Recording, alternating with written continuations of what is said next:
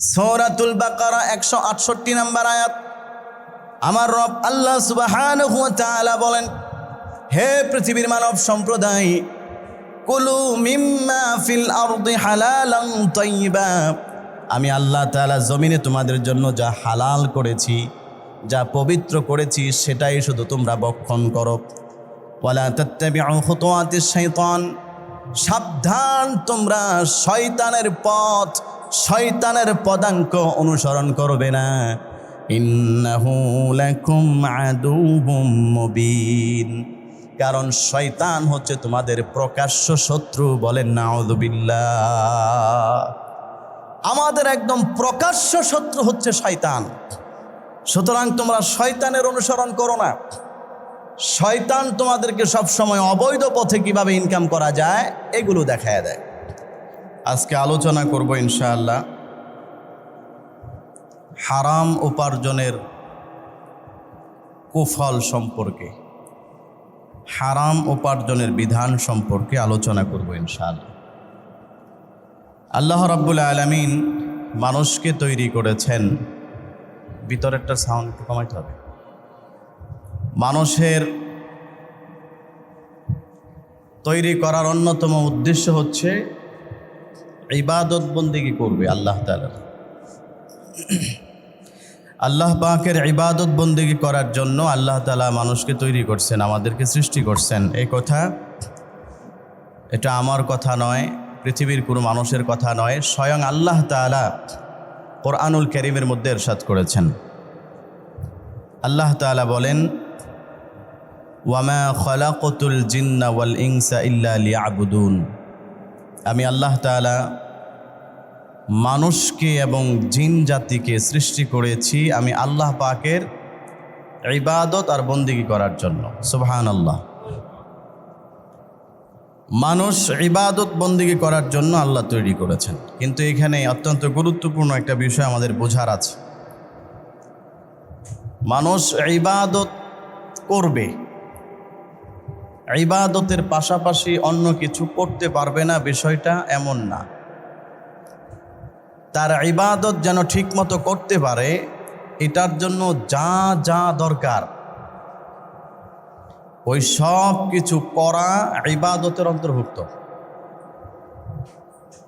যেমন মানুষ ইবাদত করতে গেলে, নামাজ এটা একটা ইবাদত। ইবাদত করতে গেলে তার শক্তি সামর্থ্য দরকার আছে। অসুস্থ মানুষ ইচ্ছা করলেও নামাজ পড়তে পারে না। যারা বৃদ্ধ হয়ে গেছে, অনেকের মাজায় ব্যথা, হাঁটুতে ব্যথা, নামাজ পড়তে পারে না। তো এই সুস্থ থাকার জন্য, শরীর সুস্থ রাখা, নামাজ যেরকম জরুরি, শরীরটাকে সুস্থ রাখা তার জন্য ওরকম জরুরি। কারণ সে সুস্থ না থাকলে ইবাদত করতে পারবে না। এখন শরীর সুস্থ রাখতে গেলে কি কি প্রয়োজন? শরীর সুস্থ রাখতে গেলে আপনার শরীরের জন্য একটা পরিমাণ মতো খাবারের প্রয়োজন। সুতরাং শরীরের জন্য এই খাবারের ব্যবস্থা করা, এই খাবার ব্যবস্থার জন্য আপনি চাকরি করা, ব্যবসা করা, কৃষিকাজ করা অথবা অন্য কোনো কিছু করা, এই সবগুলোই ইবাদতের অন্তর্ভুক্ত। কারণ আমি চাকরি করতেছি, আমি খাবো, আমার চাহিদা পূরণ করব, আর এটার মাধ্যমে শক্তি হবে, আর আল্লাহ পাকের ইবাদত করব। সুতরাং এটাও ইবাদতের অন্তর্ভুক্ত। এজন্য চাকরি করা, ব্যবসা করা, এটাও যদি আল্লাহ এবং তার রসুলের তরিকা অনুযায়ী হয়, এটাও নামাজ এবং রোজার মতোই একটা ইবাদত। সুবহানাল্লাহ। আমরা এমন একটা ধর্ম পেয়েছি যেই ধর্মে সব কিছু ইবাদত। হাদিসের মধ্যে আছে, মানুষ বাথরুমের মধ্যে যে সময়টা ব্যয় করে, এই সময়টাও ফেরেশতারা তার আমল নামার মধ্যে ইবাদত হিসাবে লিখতে থাকে। তবে শর্ত হচ্ছে নবীজির সুন্নত অনুযায়ী হইতে হবে। এরপরে এক হাদিসে আছে, নবীজি বলেছেন, বিশুদ্ধ হাদিস, মানুষ বিয়ে করে স্বামী স্ত্রী নির্জনে যে সময় কাটায়, একজন আরেকজনের সাথে তাদের অন্তরঙ্গ মুহূর্তগুলো, শারীরিক সম্পর্ক করে, এগুলোর বিনিময়েও আল্লাহ তাআলা প্রতিটা মুহূর্তে তার আমল নামার মধ্যে সৎকার সওয়াব দিতে থাকেন। সাহাবায়ে কেরাম প্রশ্ন করেছেন, ইয়া রাসূলুল্লাহ, এটা কেমন কথা? এইরকম একটা কাজ, এটার মাধ্যমেও কি সওয়াব দেওয়া হয়? নবীজি বললেন, অবশ্যই দেওয়া হয়। এই কাজ যদি সে অবৈধভাবে কোথাও করত, তাহলে কি জিনা ব্যভিচার হতো না? সাহাবী বললেন, অবশ্যই জিনা হতো। তাহলে জিনা ব্যভিচার হলে এটা কি তার জন্য কবিরা গুনাহ হতো না? সাহাবী বললেন, হ্যাঁ, অবশ্যই হতো। নবীজি বললেন, এই কাজটাই আল্লাহর বিধান মেনে বিবাহ সূত্রে স্বামী স্ত্রী করার কারণে আল্লাহ তাআলা, যেহেতু তারা বৈধভাবে গুনাহ থেকে বাঁচতেছে, এই জন্য আল্লাহ তাআলা এই প্রতিটা মুহূর্ত তার আমল নামায় সৎকার সওয়াব দান করেন। আমি বুঝাইতে চাইতেছি, আমাদের ধর্মটা এমন সুন্দর একটা ধর্ম, সব কিছু ইবাদত। এই জন্য আমরা চাকরি করি, ইবাদত; ব্যবসা করি, ইবাদত। ইবাদতের জন্য যা প্রয়োজন সবগুলো ইবাদতের অন্তর্ভুক্ত। ইবাদত করতে গেলে কাপড় চোপড় লাগবে, সতর ঢাকতে হবে। শীতকালে আপনি সুস্থ থাকতে হলে আপনাকে গরমের কাপড় পরতে হবে। সুতরাং গরমের কাপড় কেনার জন্য ইনকাম করা আপনার জন্য জরুরি। গরমকালে আপনার জন্য ফ্যান লাগবে, প্রয়োজনে সামর্থ্য ভালো থাকলে এসি লাগবে। সুতরাং ফ্যান কেনার জন্য, এসি কেনার জন্য ইনকাম করা, এটা আপনার ইবাদতের অন্তর্ভুক্ত। কারণ আপনি আরাম করে তো আল্লাহর ইবাদত করবেন, এই কারণে এগুলো ইবাদত। কত সুন্দর একটা ধর্ম আল্লাহ আমাদেরকে দিয়েছেন, আলহামদুলিল্লাহ বলি সবাই। সম্মানিত হাজিরিন, আমরা ঘুমানোর জন্য আমাদের ঘর প্রয়োজন। সুতরাং ঘর করা, ঘরের জন্য ইনকাম করা, ঘর বানানোর জন্য চাকরি করা, ব্যবসা করা, টাকা উপার্জন করা ইবাদত। এরপরে নিজের চারিত্রিক হিফাজতের জন্য, নিজের বৈধভাবে যৌবনকে উপভোগ করার জন্য বৈধ স্ত্রী প্রয়োজন। সুতরাং বিয়ে করা ইবাদত। বিয়ে করলে সেই স্ত্রীকে পর্দার সাথে রাখতে হবে, আর তাকে পর্দায় রাখতে গেলে আমার যা যা দরকার, স্ত্রীকে পর্দায় রাখতে গেলে আমার বাড়ির চতুর্দিক দিয়ে বাউন্ডারি করতে হবে। এখন বাউন্ডারি করার ক্ষেত্রে কারো সামর্থ্য ভালো, কেউ ইট দিয়া করে, কারো সামর্থ্য খারাপ, সে কলা পাতা দিয়া করে। যেভাবেই হোক, কথা হচ্ছে করতে হবে। সুতরাং এখন ইট দিয়ে বাউন্ডারি করার জন্য আমাকে তো ভালো ইনকাম করতে হবে। ইনকাম যদি কম থাকে, তাহলে সে কি ইট দিয়ে বাড়ির চতুর্দিকে বাউন্ডারি করতে পারবে? পারবে না। সুতরাং ওই চিন্তা চেতনা নিয়ে ওই চাকরি করা, বেশি বেশি ব্যবসা করা, সময় তার এই শ্রম দেওয়া, এটাও ইবাদত। কারণ সে একটা উদ্দেশ্য নিয়ে করতেছে যে আমার বাড়িটা বাউন্ডারি থাকবে, আমার স্ত্রী, সন্তান, মেয়ে, আমার বোন, আমার মা পর্দা করবে, এটাও ইবাদত।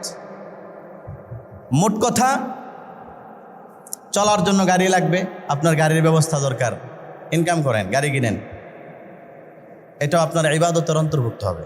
এক কথায়, ইবাদত করার জন্য যা যা দরকার ওই সবগুলোর যোগান দেওয়া, ব্যবস্থাপনা করা, এটাও ইবাদতের অন্তর্ভুক্ত। আমার ভাইয়েরা, এই জন্য মহান রব্বুল আলামিন আল্লাহ সুবহানাহু ওয়া তাআলা কোরআনুল কারীমের মধ্যে ইরশাদ করেছেন, ও পৃথিবীর মানুষেরা শোনো, আমার ফরজ নামাজগুলো যখন মসজিদের মধ্যে তোমাদের আদায় করা শেষ হয়ে যায়, তখন তোমরা মসজিদের মধ্যে বসে থাকবে না, বরং আমি আল্লাহ তোমার জন্য যে রিজিকের ব্যবস্থা করেছি, পৃথিবীর জমিনে ছড়িয়ে ছিটিয়ে রেখেছি, ওই রিজিক অন্বেষণ করার জন্য তুমি মসজিদ থেকে বের হয়ে যাও। আল্লাহ রাব্বুল আলামিন কোরআনুল কারীমের মধ্যে বলেন, فَإِذَا قُضِيَتِ الصَّلَاةُ فَانتَشِرُوا فِي الْأَرْضِ وَابْتَغُوا مِنْ فَضْلِ اللَّهِ وَاذْكُرُوا اللَّهَ كَثِيرًا لَعَلَّكُمْ تُفْلِحُونَ।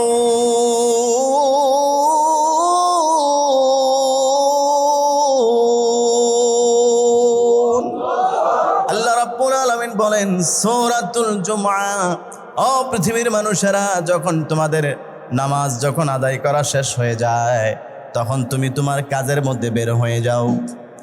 তুমি রিক্সাওয়ালা, তোমার রিক্সা নিয়ে বের হয়ে যাও। গার্মেন্টস করো, তুমি তোমার ফ্যাক্টরিতে চলে যাও। ব্যবসা করো, তুমি তোমার ব্যবসা প্রতিষ্ঠানে চলে যাও। ওয়াবতাগু মিন ফাদলিল্লাহ, এবং আমি আল্লাহ তোমার জন্য আমার যে ফজিলত, আমার যে দয়া অনুগ্রহ রিজিক তোমার জন্য এক একজনেরটা এক এক কাজে রেখে দিয়েছি, তুমি সেইগুলো অন্বেষণ করো, আমি আল্লাহ রাব্বুল আলামিন তোমাকে সফল বানিয়ে দিব। বলেন সুবহানাল্লাহ। এই জন্য রিজিক অন্বেষণ করা এটাও একটা ইবাদত। মানুষের জীবনে যতগুলো চাহিদা আছে, মৌলিক যে চাহিদা, খাদ্য, বস্ত্র, বাসস্থান, চিকিৎসা, এগুলোই হচ্ছে মানুষের জীবনের মৌলিক চাহিদা। কোরআন এবং হাদিসে এগুলোকে অনেক বেশি গুরুত্ব দেওয়া হয়েছে। মৌলিক চাহিদার মধ্যে একটা চাহিদা হচ্ছে খাদ্য। আমার আপনার খাবার, এই খাবারের জন্য আমরা ইনকাম করি, উপার্জন করি। এই উপার্জন আমাদের জন্য জরুরি একটা বিষয়। কোরআন এবং হাদিস আমাদেরকে যেই দিক নির্দেশনা দেয়, সেখান থেকে স্পষ্ট এই কথা প্রমাণ হয়, উপার্জন দুই ধরনের। একটা হচ্ছে হালাল উপার্জন, আরেকটা হচ্ছে হারাম উপার্জন। হালাল উপার্জন ইবাদত, হারাম উপার্জন কবিরা গুনাহ।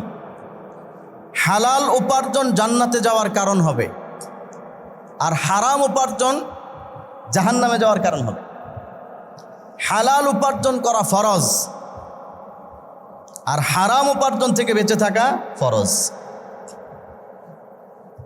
এজন্য বিশ্বনবী মুহাম্মদুর রাসূলুল্লাহ সাল্লাল্লাহু আলাইহি ওয়াসাল্লাম হাদিসের মধ্যে ইরশাদ করেন, তালাবু কাসবিল হালালি ফরিদাতুম বাদাল ফরিদা।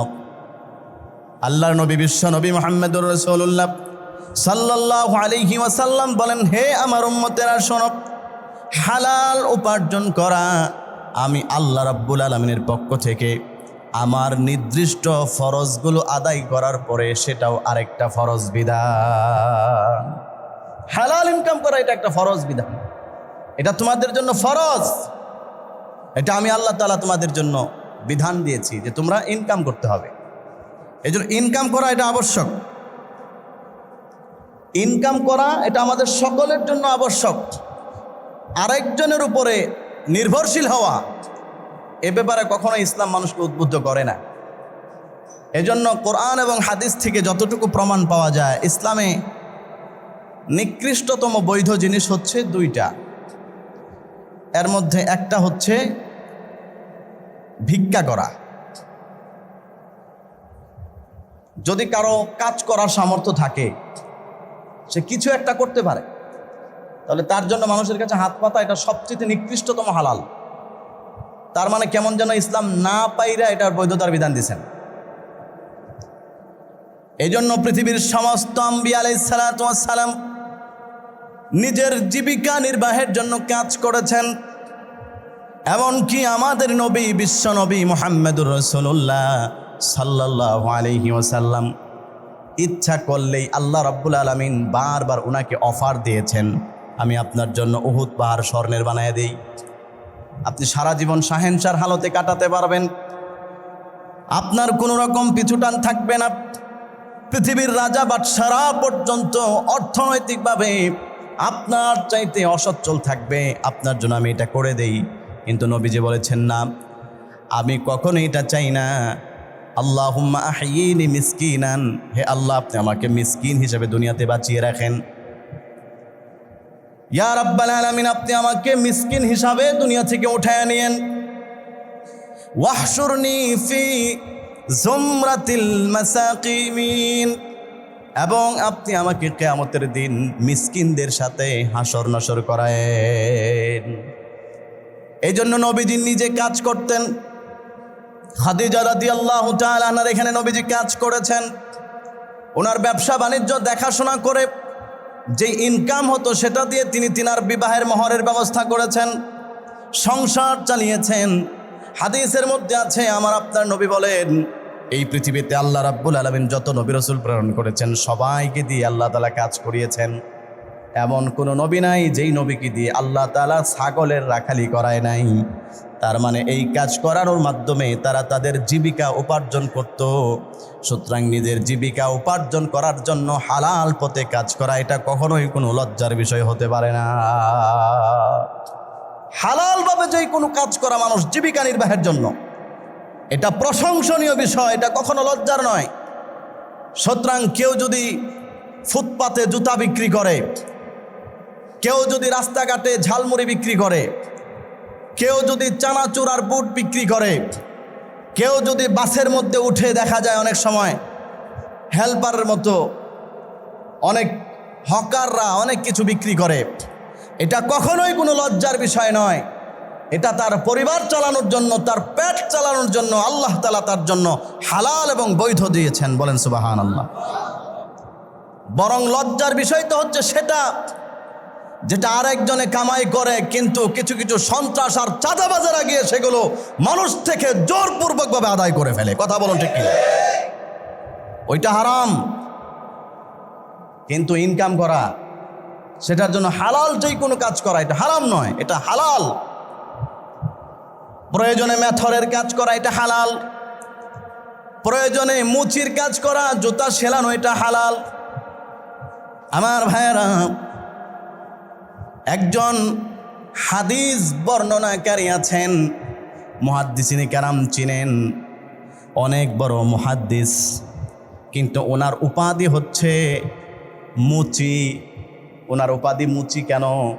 ঐতিহাসিক বিদ্বান লিখেছেন, ওই হাদিস বিশারদ মুহাদ্দিস তিনি তার জীবিকা নির্বাহের জন্য জুতা সেলাই করতেন, জুতা সেলাইয়ের কাজ করতো। অথচ তার হাদিসের কিতাবে বর্ণিত হয়েছে এত বড় একজন মুহাদ্দিস কাজ কি করে? জুতা সেলাই করে। অথচ এখন আমরা যদি আমাদের দেশের কোনো ইমাম সাহেব যদি জুতা সেলাই করে, সেলুন দেয়, কি বলেন চাকরি থাকবে? অথচ ইনকাম হালাল করেছেন কে? আর আপনারা কি ঘুমাইতেছেন নাকি? বলেন, জোরে বলেন, কে করছেন? হালাল কোনো উপার্জনে কোনো লজ্জা নয়, এটা আমাদের জন্য হালাল করেছেন কে? আল্লাহ তাআলা। সুতরাং বৈধভাবে কেউ যদি সেলুনেও কাজ করে এটা তার জন্য হালাল, মুচির কাজও যদি করে এটা তার জন্য হালাল। কারণ বিশ্ববিখ্যাত মুহাদ্দিস, ওনার উপাধি হচ্ছে নামের শেষে যেটা লেখা হয় মুচি। চিন্তা করছেন? এটা আমরা শুনলে লজ্জা লাগে যে কি রে এত বড় মুহাদ্দিস মুচি, কিন্তু উনি মুচি ছিলেন, জুতা সেলাই করতেন। কিন্তু এটা লজ্জার কোনো বিষয় নয়, কারণ এটা তার জন্য হালাল, আল্লাহ তাআলা বৈধ দিয়েছেন। সুতরাং আল্লাহ যেটা হালাল করছেন এটা নিয়ে কে কি বললো এটা শোনার টাইম নেই। সম্মানিত হাজরিন, যাই হোক, যেই কথা আমি বলতেছিলাম, হালাল উপার্জন করা এটা আমাদের জন্য ফরজ, এটা আল্লাহর বিধান। পক্ষান্তরে হারাম উপার্জন করা এটা নিষেধ। আল্লাহ তাআলা আমাদেরকে উপার্জন করার বিধান দিয়েছেন, খাবারের বিধান আল্লাহ তাআলা আমাদেরকে দিয়েছেন। কি খাবার খাবো, কিভাবে উপার্জন করব, সেই বিধানটা আল্লাহ রাব্বুল আলামিন কোরআনুল কারীমের মধ্যে দিয়েছেন। আল্লাহ রাব্বুল আলামিন কোরআনুল কারীমের মধ্যে বলেন, ইয়া আইয়ুহান নাসু কুলু মিম্মা ফিল আরদি হালালান তাইয়্যিবা ওয়ালা তাত্তাবিউ খুতুওয়াতিশ শাইতানি ইন্নাহু লাকুম আদুউম মুবিন। সূরাতুল বাকারা 168 নম্বর আয়াত।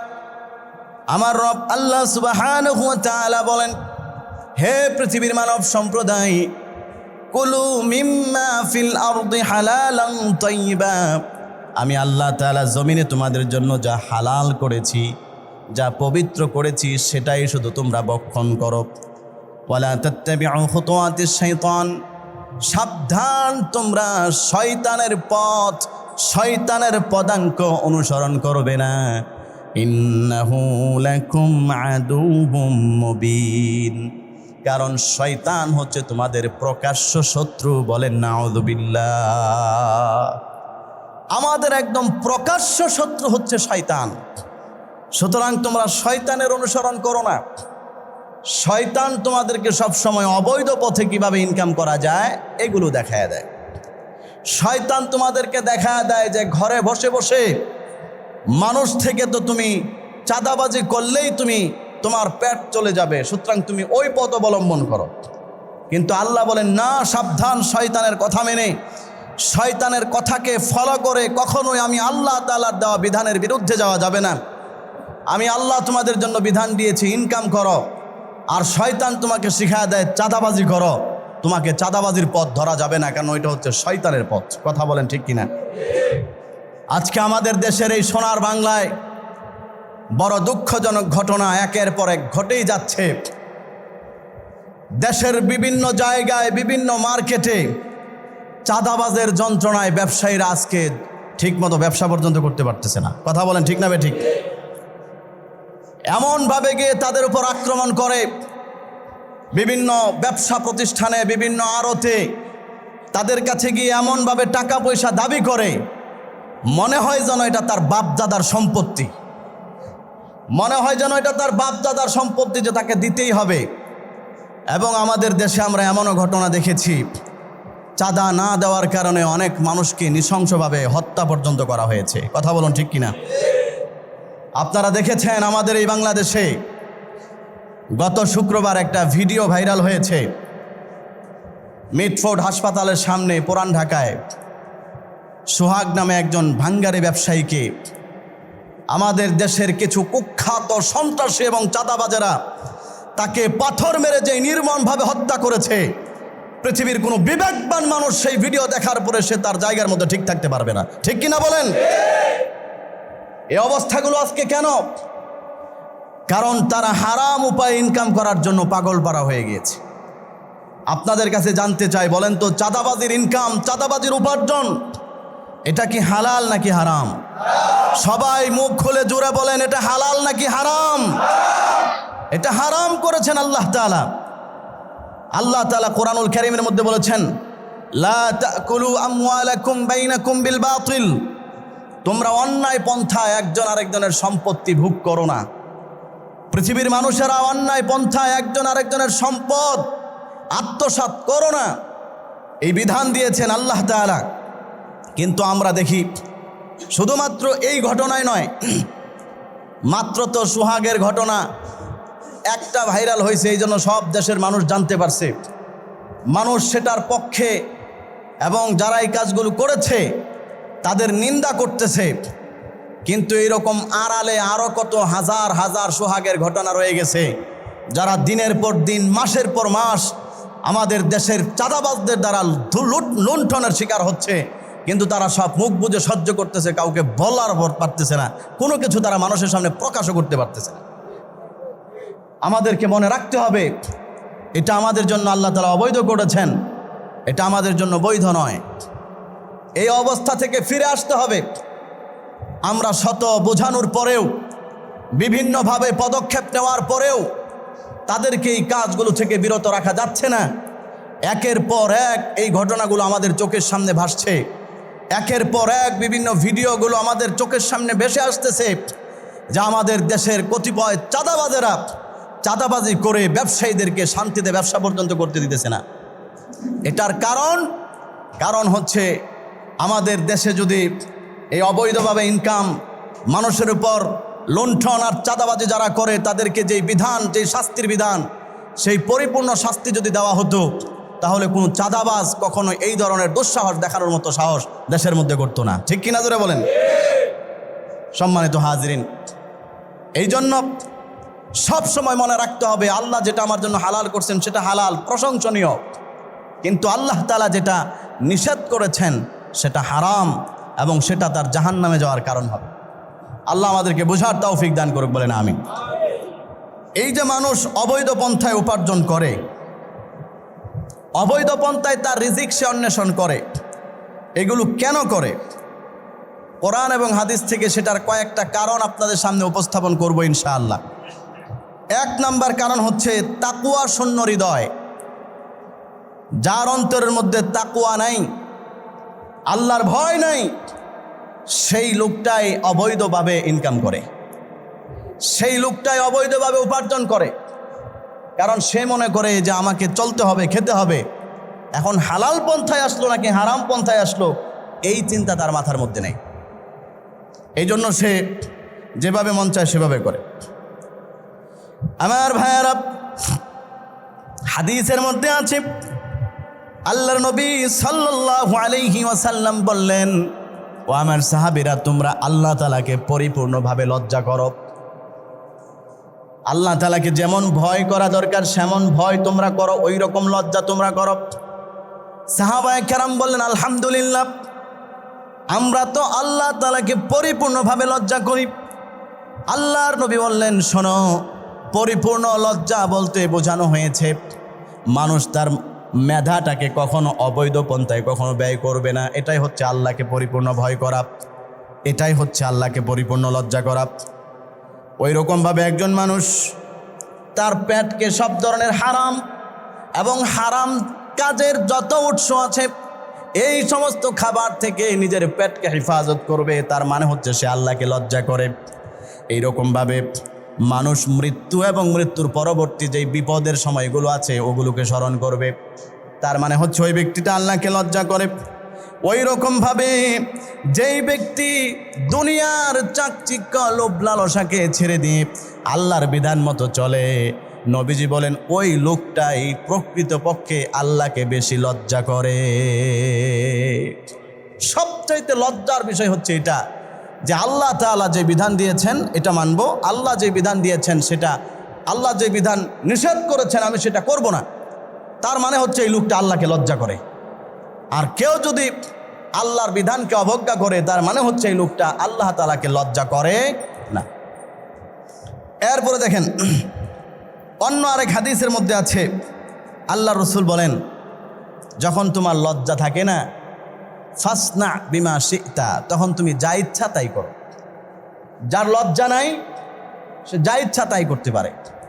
ইবাদত বন্দিগির ক্ষেত্রে, আল্লাহর হুকুম মানার ক্ষেত্রে যার লজ্জা নাই সে যা ইচ্ছা তাই করতে পারে। দুনিয়াতে চলার ক্ষেত্রে যার লজ্জা নাই সে যা ইচ্ছা তাই করতে পারে। এটাই বলেছেন নবীজি হাদিসের মধ্যে, যার লজ্জা নাই সে যা ইচ্ছা তাই করে। অন্য আরেক হাদিসে আল্লাহ রসুল বলেছেন, আল হায়াউ শু'বাতুম মিনাল ঈমান, লজ্জা এটা হচ্ছে ঈমানের অঙ্গ। লজ্জা এটা ঈমানের সৌন্দর্য। আমরা মনে করি শুধুমাত্র আমরা একজন আরেকজনে দেখলে যে লজ্জা পাই, ঘৃণিত কোনো কাজ দেখলে লজ্জা পাই, এই লজ্জা উদ্দেশ্য? মুহাদ্দিসিনে কেরাম হাদিসের ব্যাখ্যায় লিখেছেন, না, এই লজ্জা উদ্দেশ্য নয়, বরং উদ্দেশ্য হচ্ছে আল্লাহর বিধান না মানাটা সবচেয়ে বড় লজ্জাজনক। যে ব্যক্তির মধ্যে এই লজ্জা আসবে যে আমি নামাজ পড়ি নাই, আমি আল্লাহর সামনে কিভাবে মুখ দেখাবো, এই লজ্জা যার মধ্যে আসবে বুঝতে হবে তার মধ্যে ঈমানের সৌন্দর্য এখনো বাকি আছে। একজন অবৈধভাবে উপার্জন করছে, তার যদি এই লজ্জা আসে যে আমি অবৈধভাবে উপার্জন করলাম, আল্লাহ যখন আমাকে জিজ্ঞেস করবে যে তোমার এই উপার্জনটা তো হারাম ছিল, কেন করেছো, তখন কি জবাব দিব? এই কারণে সে লজ্জা পাইছে। এটা হলো ঈমানের সৌন্দর্য। এটাই বলছেন নবীজি যে লজ্জা হচ্ছে ঈমান, যেই লজ্জা মানুষকে আল্লাহর হুকুম পালন করতে উদ্বুদ্ধ করে এবং যেই লজ্জা মানুষকে আল্লাহর নাফরমানি থেকে বিরত রাখে, এই রকম লজ্জা ঈমানের অঙ্গ। বলেন সুবহানাল্লাহ। 2 নাম্বার, হারাম উপার্জন কেন করে? হারাম উপার্জন কেন করে? নবীজি সাল্লাল্লাহু আলাইহি ওয়াসাল্লাম বলেন, হারাম উপার্জন করার 2 নাম্বার কারণ হচ্ছে দ্রুত গতিতে ধনী হওয়ার লোভ লালসা। কোনো মানুষের মধ্যে যদি দ্রুত গতিতে ধনী হওয়ার লোভ লালসা চেপে বসে, তখনও সেই লোকটা হারাম পন্থার মধ্যে লিপ্ত হয়। আপনি খেয়াল করে দেখবেন, অসাধু ব্যবসায়ী সে চাচ্ছে দ্রুত গতিতে ধনী হতে, তখন সে তার ব্যবসার মধ্যে মানুষকে ঠকাইতে থাকে, কারণ তখন তার উদ্দেশ্য থাকে যে আমার ইনকাম করা দরকার। এখন মানুষকে ঠকাইলাম নাকি কি করলাম ওইটা দেখার দরকার নাই। ওই রকমভাবে কোনো চাকরিজীবী যখন দেখে আমার দ্রুত গতিতে ধনী হইতে হবে, আমার একটা বাড়ি একটা গাড়ি দ্রুত গতিতে করা দরকার, আমার অনেক বন্ধুবান্ধব ঢাকা অনেক কিছু করে ফেলছে, আমি কেন পারলাম না, আমারও করতে হবে। এই দ্রুত গতিতে ধনী হওয়ার লোভ এবং নেশা যখন কাউকে ধরে বসে, তখন সেই লোকটা হালাল এবং হারামের কোনো তোয়াক্কা করে না, তখনই সেই লোকটা হারাম পথের মধ্যে নিমজ্জিত হয়ে যায়। এজন্য আল্লাহ রসুল সাল্লাল্লাহু আলাইহি ওয়াসাল্লাম বলেন, হে লোক সকল, ইয়া আইয়ুহান নাস লাইসা মিন শাইইন ইউকাররিবুকুম ইলাল জান্নাহ ওয়ায়ুবাঈদুকুম মিনান নার ইল্লা কাদ আমারতুকুম বিহি, আমি তোমাদেরকে যেই বিষয় আদেশ করেছি সেগুলো যদি তোমরা মানো এবং যেই বিষয় থেকে যদি নিষেধ করেছি সেগুলো থেকে যদি বিরত থাকো, তাহলে তোমাদেরকে জান্নাতের নিকটবর্তী করা হবে এবং জাহান্নাম থেকে দূরে সরিয়ে দেওয়া হবে। সুবহানাল্লাহ বলেন। এরপরে আল্লাহ রাসূল সাল্লাল্লাহু আলাইহি ওয়াসাল্লাম অনেকগুলো বিষয় বলেছেন। সর্বশেষ যেই কথাটা আল্লাহ নবী বলেন, ওয়া আন্না নাফসান লান তামুতা হাত্তা তাস্তাকমিলা রিজকাহা, একজন মানুষ ততক্ষণ পর্যন্ত মৃত্যুবরণ করবে না যতক্ষণ পর্যন্ত তার আল্লাহ যেই রিজিক তার ভাগ্যে লিখে দুনিয়াতে পাঠিয়েছেন ওই রিজিক যতদিন শেষ না হবে ততক্ষণ সে মরবে না। সুতরাং পৃথিবীর মানুষেরা রিজিক নিয়ে টানাটানি করে খামছাখামছি করে কোনো লাভ নাই। তোমার তকদিরে আল্লাহ রাব্বুল আলামিন তোমাকে সৃষ্টি করার হাজার হাজার বছর আগে সেই রিজিককে নির্ধারণ করে দিয়েছেন। দুনিয়াতে আসার পরে তুমি কি ধনীভাবে সচ্ছলভাবে জীবনযাপন করবে নাকি গরিবভাবে জীবনযাপন করবে? তুমি কি প্রাইভেট কারে চলে তোমার জীবন উপভোগ করবে?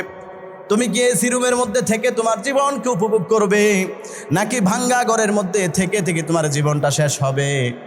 এইটা আল্লাহ রাব্বুল আলামিন তোমার জীবন তোমাকে দুনিয়াতে পাঠানোর হাজার হাজার বছর আগেই নির্ধারণ করে দিয়েছেন। সুতরাং নিজে খামসাখামসি করে হারাম পথে উপার্জন করে তুমি তোমার ভাগ্যটাকে খারাপ বানিও না।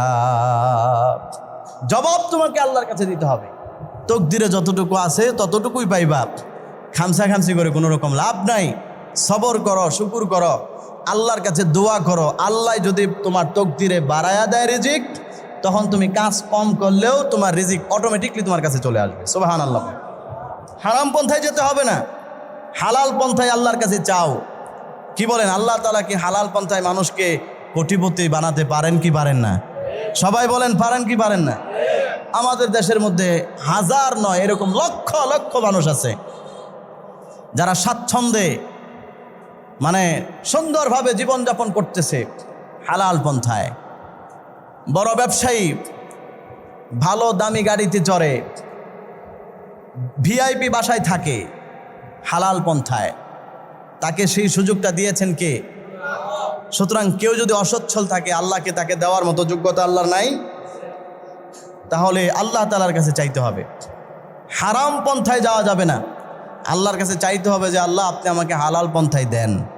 নবীজি বলেছেন যদি তার ভাগ্যে থাকে আল্লাহ হালাল পন্থায় দিয়ে দিবে, আর যদি ভাগ্যে নাও থাকে দুনিয়াতে কষ্ট করেও যদি সে দুনিয়া পার করে, আল্লাহ তাআলার নবী বলেন তাকে সুসংবাদ দাও ওই গরিব মানুষটা জান্নাতি মানুষ, সে ধনী মানুষের 500 বছর আগে আল্লাহর জান্নাতে প্রবেশ করবে। সুবহানাল্লাহ।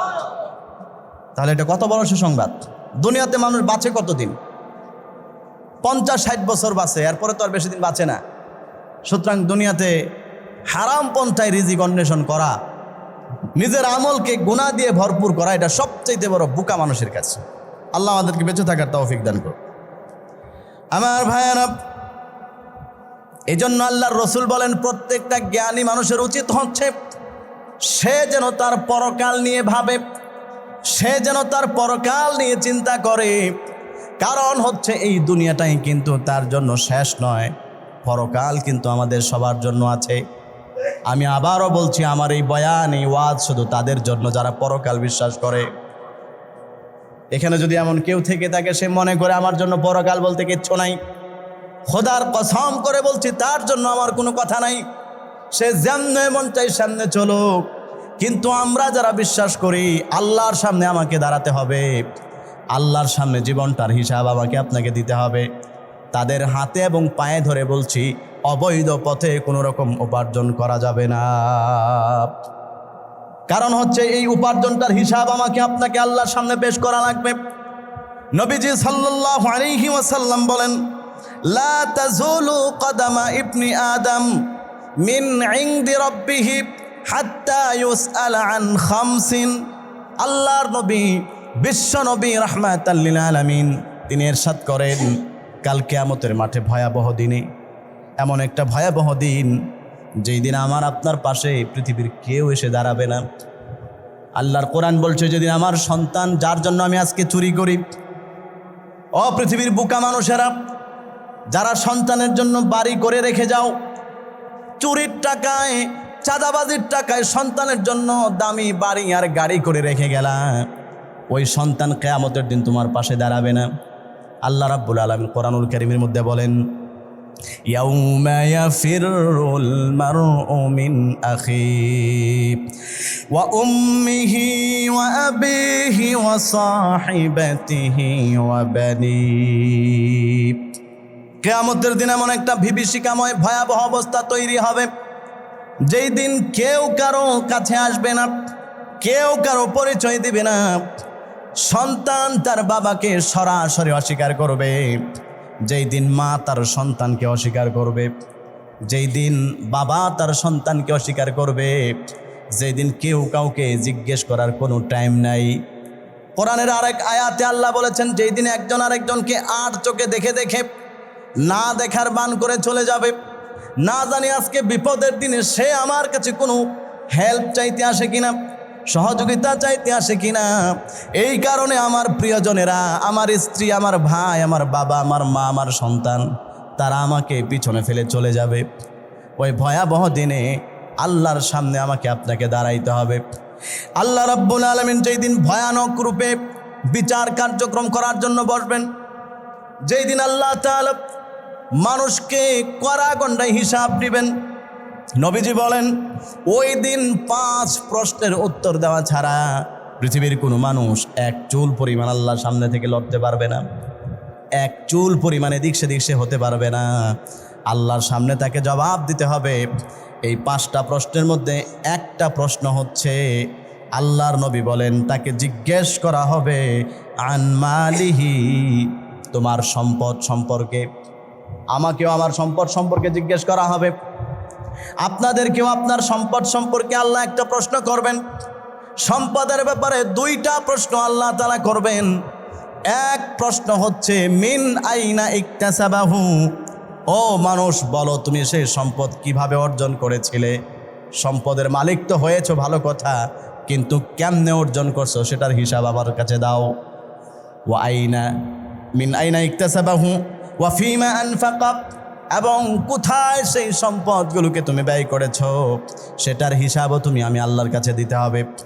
নবীজি বলেন এই প্রশ্নের উত্তর দেওয়া ছাড়া এক চুল পরিমাণ নড়া যাবে না। কিয়ামতের দিন এইরকম কোটি কোটি মানুষ আল্লাহর সামনে দাঁড়ায় যাবে। হিসাব যখন চাওয়া হবে সেই হিসাব দিতে পারবে না। হিসাব কিছু কিছু দিবে আল্লাহ, আমি তো ব্যবসা করেছিলাম, আমার ব্যবসার পক্ষ থেকে এই সম্পদ আমার কাছে আসছে। আল্লাহ রাব্বুল আলামিন বলবেন, তাহলে ব্যবসায় যদি সম্পদ এসে থাকে তাহলে তোমার ব্যবসা থেকে এই পরিমাণ সম্পদ আসার কথা, বাকিগুলো কোত্থেকে আসলো? বাকিগুলো তো তুমি মানুষকে ওজনে কম দিয়ে ঠকিয়েছ, বাকিগুলো মানুষকে তুমি নকল পণ্য দিয়ে ভালোটার দাম নিয়েছ, টাকা তুমি ইনকাম করেছ। কেন তুমি এরকম করেছ? আল্লাহর কাছে তুমি জবাব দাও। পৃথিবীর কোটি কোটি মানুষ সেই দিন দাঁড়ায় যাবে, আল্লাহ আমার টাকা এগুলো, আমি এগুলো ইনকাম করেছি, কিভাবে করেছো সে কোনো উত্তর দিতে পারবে না। আল্লাহ রাব্বুল আলামিন তাকে ধরবেন, এগুলো তো তুমি সুদ খেয়ে অর্জন করেছ, আমি আল্লাহ তোমার জন্য এই পন্থাকে হারাম করেছিলাম, কেন তুমি সেই পথ অবলম্বন করলে? আমি আল্লাহর সামনে তুমি হিসাব দাও। পৃথিবীর কোটি কোটি মানুষ সেই দিন আল্লাহর সামনে দাঁড়ায় যাবে, আল্লাহ আমি তো চাকরি করতাম, আমি ইনকাম করেছি। আল্লাহ রাব্বুল আলামিন বলবেন চাকরির বেতন এত, তাহলে এই পরিমাণ অতিরিক্ত কেমনে আসলো? তুমি তো মালিককে ঠকিয়েছ, তুমি ম্যানেজার ছিলা, তুমি দোকান থেকে টাকা আত্মসাৎ করেছ, তুমি তোমার কোম্পানির টাকা আত্মসাৎ করেছ, তুমি তো তোমার মালিকের টাকা আত্মসাৎ করেছ অবৈধভাবে। আমি আল্লাহ তো তোমার জন্য এইভাবে ইনকাম করাটা হালাল করি নাই, কেন এরকম করেছিলা? আমি আল্লাহর সামনে জবাব দাও। এই পৃথিবীর কোটি কোটি মানুষ দাঁড়ায় যাবে, হিসাব চাবে, আল্লাহ তাআলা দেখবে সে হিসাব দিতে পারবে না।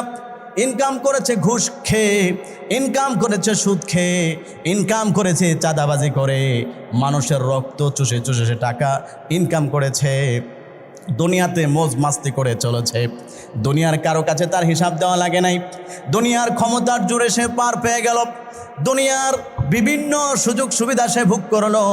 কিন্তু নবীজি বলেন মানুষ তুমি স্মরণ রাখো, কিয়ামতের দিন যখন আল্লাহর সামনে দাঁড়াবে, বুখারী শরীফের হাদিস, মান্নু কিসাল হিসাবা ফাকাদ হালাকা, আল্লাহ যাকে বলবেন বান্দারে তুই আমার সামনে হিসাব দে, কিভাবে সেটা অর্জন করলি, ওই ব্যক্তিটা নিশ্চিত ধ্বংস হয়ে গেল। ওর 14 জনমেও সে আল্লাহর সামনে হিসাব কোনোদিন দিতে পারবে না। বলেন নাউযুবিল্লাহ। আল্লাহ যদি কাউকে হিসাব চেয়ে বসে যে তুমি হিসাব দাও, ইনকামটা কেমনে করছো এটা আমাকে তুমি আমার সামনে পেশ করো, হিসাব যদি আল্লাহ চেয়ে বসে, কেউ হিসাব দেওয়ার মতো কোনো সুযোগ আল্লাহর সামনে পাবে না। হিসাব দেওয়ার মতো সাহস, এই দুঃসাহস কারো নাই। এজন্য আমার ভাইয়েরা, আখেরাতের ভয়, আল্লাহর সামনে জবাবদিহিতার ভয়, আল্লাহর সামনে দাঁড়ানোর ভয়, আল্লাহর সামনে আমাকে আমারটার হিসাব দিতে হবে, এই চিন্তা যদি আমাদের মানুষের অন্তরে থাকতো, এই চিন্তা যদি আমাদের দেশের চাঁদাবাজদের অন্তরে থাকতো, তাহলে মানুষের সম্পদগুলো জোর করে চাঁদাবাজি করে তারা দুনিয়াতে মজমাস্তি করে চলতো না। কথা বলেন ঠিক না বেটি? ওদের অন্তরে আল্লাহর ভয় নাই, আল্লাহর সামনে যে দাঁড়াইতে হবে এই চিন্তাটা ওর মাথায় নেই। সম্মানিত হাজিরিন, এই জন্য অবৈধ পন্থায় ইনকাম করা হারাম, হালাল পথে ইনকাম করা ফরজ। হালাল পথে ইনকাম করতে গিয়ে জুতা শিলাবেন, আপনার ইবাদত। হালাল পথে ইনকাম করতে গিয়ে মুচির কাজ করবেন, ইবাদত। হালাল পন্থায় ইনকাম করবেন, আপনি সুইপারগিরি করবেন, মানুষের বাথরুমের ট্যাঙ্কি পরিষ্কার করবেন, ইবাদত, কারণ এটা আপনার জন্য হালাল। আর হারাম পন্থায় যেটা করবেন সেটার জবাব আল্লাহর সামনে দিতে হবে, আর জবাব কোনো মানুষ দিতে পারবে না। নবীজি বলেছেন তার ধ্বংস অনিবার্য। এজন্য আমরা কেউ হারাম পন্থায় কোনো রকম অবৈধভাবে চলবো না। আল্লাহ আমাদেরকে বোঝার তৌফিক দান করুন। দেখেন, গুরুত্বপূর্ণ একটা কথা, আমি যদি হারাম পন্থায় ইনকাম করি, আমার এই সম্পদকে আমি কবরে নিয়ে যেতে পারবো? বলেন, সবাই বলেন, পারবো? আমরা সবাই মরণশীল, মারা যাব, আমিও মরবো, আপনারা সবাই মরবেন। আমি মারা যাওয়ার পরে আমার সম্পদের মালিক অটোমেটিকলি আমার সন্তান হয়ে যাবে। আমার স্ত্রী বেঁচে থাকলে সেও কিছু অংশের মালিক হবে। আমার উত্তরাধিকারী যারা, কোরআন এবং হাদিস অনুযায়ী যারা যারা সম্পদ পাওয়ার তারা পেয়ে যাবে। কিন্তু চিন্তা করেন, একটা মানুষ যখন মারা যায়, এই পৃথিবীতে কত ঘটনাই তো আমরা দেখতেছি, তাকে কতদিন স্মরণ রাখে। মারা যাওয়ার পরে কবরে একদিক দিয়ে দাফন করে আসে, আর বাড়িতে এসে বসে সম্পদ ভাগ বাটোয়ারার জন্য নিজেরা ঝগড়াঝাটিতে লিপ্ত হয়ে যায়। ওই বাবা, সে যে কবরের মধ্যে পড়ে আছে, তার কবরের সময়টা কী অবস্থায় যাচ্ছে, ফেরেশতা যখন তাকে প্রশ্ন করতেছে বসে বসে, কবরটা তার জাহান্নামের গর্ত হয়ে গেল কিনা, কি জবাব সে আল্লাহর সামনে দিবে, এই ব্যাপারে কারো কোনো চিন্তা নাই, কোনো মাথা ব্যথা নাই। দুনিয়ার সম্পদ ভাগাভাগি নিয়ে নিজেদের মধ্যে মারামারি নিয়ে ব্যস্ত। বলেন তো, এরকম ঘটনা আমাদের দেশে আছে না নাই? তাহলে আপনি কার জন্য এগুলো করে যাবেন? জবাব তো আপনাকে দিতে হবে। সবচাইতে মজার বিষয় হচ্ছে আপনার সন্তানের কোনো জবাব দেওয়া লাগবে না। এটা সবচেয়ে মজার বিষয়, আপনার সন্তানের কোনো জবাব দেওয়া লাগবে না। ভালো করে শুনেন, নিজের বিবেককে আর মনুষ্যত্ববোধকে জাগ্রত করেন। আল্লাহ তাআলা যখন জিজ্ঞেস করবে এই সম্পদ, বাড়ি গাড়ির মালিক কিভাবে হয়েছ, সে বলবে আমি আমার বাবার থেকে ওয়ারিস পেয়েছি, উত্তরাধিকারী সূত্রে মালিক হয়েছি। বলেন তো, আমি আমার বাবার উত্তরাধিকারী সূত্রে যেটা মালিক হয়েছি, এটা আমার জন্য হালাল নাকি হারাম? এটা আমার জন্য হালাল। আমি আমার বাবার সম্পত্তির মালিক হয়েছি। এখন বাবাই কেমনে ইনকাম করছে, ওইটা বাবারটা হিসাব বাবাই দিবে, আমি দিব না। কথা বুঝতেছেন আপনারা? বাবাই কেমনে ইনকাম করছে, বাবারটার হিসাব কবরে বাবা দিবে, আমি না। আমি তো বৈধ পন্থায় মালিক হয়েছি, আমি আমার আব্বারটা মালিক হয়েছি। স্ত্রী বলবে আমি আমার স্বামীর উত্তরাধিকারী সূত্রে মালিক হয়েছি, হিসাব দিলে আমার স্বামী দিবে, আমি কি? চিন্তা করেন তো, এর চাইতে বড় বেওকুফ আর বোকা কে হতে পারে? সন্তান দুনিয়াতে সম্পদ ভাগ বাটোয়ারা করে নিয়ে গেল, স্ত্রীরা নিয়ে গেল, মौज মাস্তি করতেছে, শান্তিতে থাকতেছে, আর ওই বোকা এই সম্পদের জন্য নিজে এখন কবরে জাহান্নামের আগুনে ভোগ করতেছে। এর চাইতে বড় বেওকুফ আর বোকা আরও কেউ আছে পৃথিবীতে? কি দরকার আছে আপনার সন্তানের জন্য বাড়ি করে রেখে যাওয়ার? হ্যাঁ, আপনি করেন। আল্লাহ যদি আপনাকে হালাল পন্থায় টাকা দেয়, আপনি বাড়ি করে রেখে যান, সমস্যা নাই তো। এটা আপনি আল্লাহর কাছে জবাব দিয়ে পার পেয়ে যাবেন। কিন্তু হারাম পন্থায় মানুষকে ব্যবসায় ঠকবাজি করে, মানুষ থেকে সুদ খেয়ে, ঘুষ খেয়ে, জোয়া খেলে টাকা ইনকাম করে বাড়ি করে গেছেন, এই বাড়ি তো আপনি কবরে নিয়ে যেতে পারবেন না। কিন্তু এই যে সুদ খেয়ে ঘুষ খেয়ে বাড়ি করছেন, প্রত্যেকটা কণার কণার হিসাব আল্লাহর সামনে আপনাকে দিতে হবে। কিন্তু আপনার সন্তান হিসাব দেওয়া লাগবে। আমি কেমনে বুঝাইলে আপনারা বুঝবেন? এই কথাগুলো মানুষ বুঝতে চায় না, মস্তিষ্কের মধ্যে কথাগুলো মানুষের ঢুকে না, কারণ গুনাহ করতে করতে অন্তরগুলো পাথরের চাইতেও বেশি শক্ত হয়ে গেছে, যার কারণে এই কথাগুলো তার অন্তরের মধ্যে ঢুকে। আল্লাহ রসুল হাদিসের মধ্যে বলেছেন এই কথা, সবচাইতে নির্বুধ সে ব্যক্তি, সবচাইতে বোকা সেই ব্যক্তি যে নিজে অপরাধ করে আর আল্লাহর কাছে দয়ার আশা করে আমার আল্লাহ আমাকে মাফ করে দিবে, এ সবচাইতে বোকা। আর বুদ্ধিমান হচ্ছে সে ব্যক্তি যে নিজেকে চিনে এবং পরকালের জন্য আমল করে। আল্লাহ আপনাকে যেভাবে চালাচ্ছেন, দুমুঠো ডাল ভাত খেয়ে জীবন চলে যাচ্ছে, তো এই পৃথিবীর হাজার মানুষ, কোটি কোটি মানুষ বৈধপন্থায় চলতেছে, রাস্তায় দাঁড়ায় বুট বিক্রি করে, তার সংসার চলতেছে না হালালভাবে? রাস্তায় দাঁড়িয়ে ঝালমুড়ি বিক্রি করে, কি বলেন, সংসার চলতেছে না? বাসের মধ্যে উঠে তারপরে ফুটপাতে ব্যবসা করতেছে, ছোট ব্যবসা, হালাল পন্থায় অল্প ইনকাম, অল্প ইনকামে কি বলেন তার জীবন চলতেছে না? নাকি জীবন আটকে রয়েছে? আটকে নাই, চলতেছে। সে লোকটা পরকালে কত সহজে নাজাত পেয়ে যাবে, কোনো হিসাব দেওয়া লাগবে না। আল্লাহ, আমি আমার মাথার ঘাম পায়ে ফেলায় ইনকাম করছি। হালাল ইনকাম, হালাল ইনকাম, এটা ইবাদত। গত কয়েকদিন আগে বাংলাদেশের অনেক বড় একজন আলেমের বয়ান শুনছিলাম, একটু অংশ। উনি বলতেছিলেন যে আল্লাহ তাআলা আমাদেরকে এমন একটা ধর্ম দিয়েছেন, হালাল পন্থায় ইনকাম করার জন্য মানুষ যা করে সব কিছুই তার আমল নামায় সওয়াব হিসাবে ফেরেশতারা লিখতে থাকে। একজন বাদাম বিক্রেতা আল্লাহর বিধান পালন করার পরে, নামাজ পড়ার পরে যখন সে মসজিদ থেকে বের হয়ে রাস্তার মধ্যে যখন ঘুরে আর যখন বাদাম বাদাম বলে ডাক দেয়, ওই প্রত্যেকটা বাদাম বাদাম বলার সওয়াব আল্লাহ তাআলার ফেরেশতারা তার আমল নামার মধ্যে আল্লাহ আল্লাহ জিকির করার সমতুল্য সওয়াব দান করে। কারণ হালাল ইনকাম করার জন্য যা করবে তাই সওয়াব। যারা রাস্তাঘাটে ফেরি করে বেড়ায়, এই যে মানুষকে চিৎকার করে করে ডাকে, ভাই ঝাড়ু লাগবে ঝাড়ু, মাছ লাগবে মাছ, তার প্রত্যেকটা কথায় আল্লাহ আল্লাহ লা ইলাহা ইল্লাল্লাহ বলে ডাক দিলে, জিকির করলে যেই সওয়াব হতো সেই সওয়াব তার আমল নামার মধ্যে দেওয়া হয়। কারণ সে তার পেট চালানোর জন্য হালাল ইনকাম করতেছে। এই জন্য হালাল ইনকাম করব, হারাম পথে যাব না। আমাদের দেশে হারাম পথে ইনকাম করার জন্য মানুষ পাগল পারা, সুদ খেয়ে ইনকাম করে, ঘুষ খেয়ে ইনকাম করে, জুয়া খেলে ইনকাম করে, অথচ এটা আমাদের জন্য আল্লাহ তাআলা হারাম করেছেন। জুয়া খেলে আমাদের দেশের বহুত মানুষ আছে, অল্প টাইমে বড় লোক হওয়ার নেশায় জুয়া খেলে, অথচ এই জুয়ার মাধ্যমে তার পরিবার, সমাজ, একেবারে সব কিছু একেবারে ধ্বংসের দ্বারপ্রান্তে পৌঁছে দিচ্ছে। এইরকম ঘটনা আমাদের চোখে দেখা, আমাদের সমাজে আশেপাশে বহুত আছে, জুয়া খেলতেছে। আধুনিক সমাজে, আধুনিক এই সমাজে মানুষকে বিভিন্নভাবে এই জুয়ার মধ্যে জড়িয়ে দিচ্ছে। ইহুদি এবং খ্রিস্টানরা বিভিন্নভাবে মানুষকে জুয়ার মধ্যে ঢুকায় দিতেছে, সুদের মধ্যে ঢুকায় দিতেছে, অথচ তাকে যে হারাম কাজ করাচ্ছে অনেক সময় সে সেটা বুঝে না, না বুঝা করে। যেমন বিভিন্ন লটারির মাধ্যমে আমাদের দেশে জুয়া হচ্ছে। আমি আপনাদেরকে ইতিমধ্যে এগুলো আলোচনা শুনিয়েছি। আমরা মনে করি যে লটারিতে আমি একটা কিছু পাইলাম, সমস্যা কি? সমস্যা হচ্ছে আপনি যেটা পাইছেন সেটা আপনার জন্য হারাম, এটা ব্যবহার করা হারাম, বক্ষণ করা হারাম, বিনিময়ে জাহান্নাম। এখন আপনি কি করবেন? আমার কাজ হচ্ছে জানায় দেওয়া, মানা না মানা আপনার ব্যক্তিগত ব্যাপার। আমি খতিব হিসাবে এটা আমার ইমানি দায়িত্ব আপনাকে জানানো যে এটা অপরাধ, এই দিকে গেলে আপনি মরবেন। এরপরে যদি আপনি গিয়ে মরেন, তাতে কমপক্ষে আমি বাইসে গেলাম যে না, আমি আমার দায়িত্ব পালন করছি।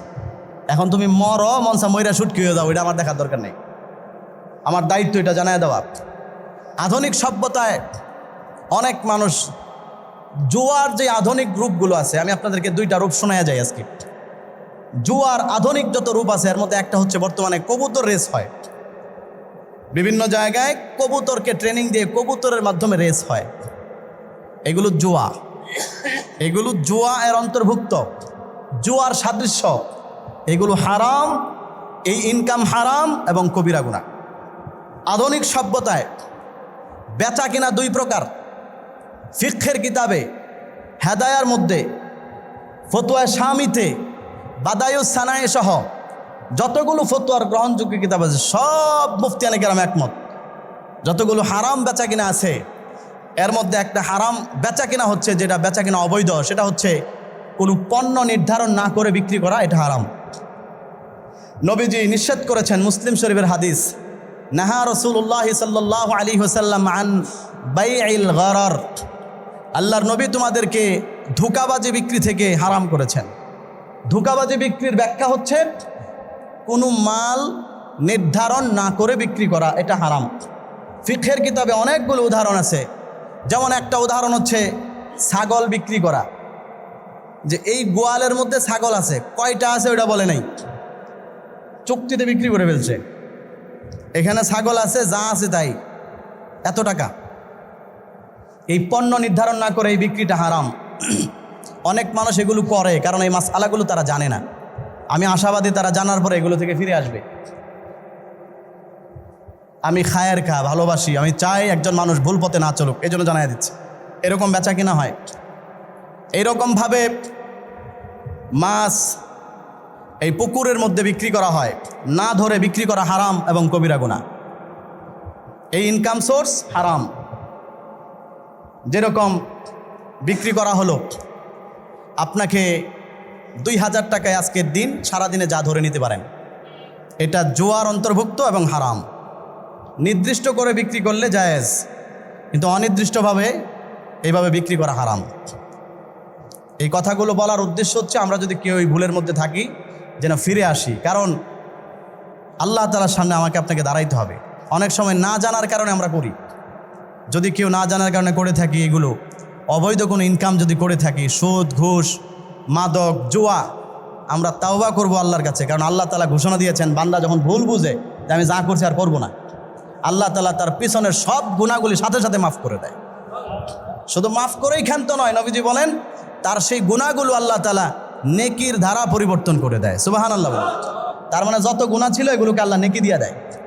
এজন্য আমরা অতীতের এই সমস্ত ভুল যদি কেউ করে থাকি তাওবা করব। আল্লাহ তাআলা আমাদের সবাইকে মাফ করুক, বলেন আমিন।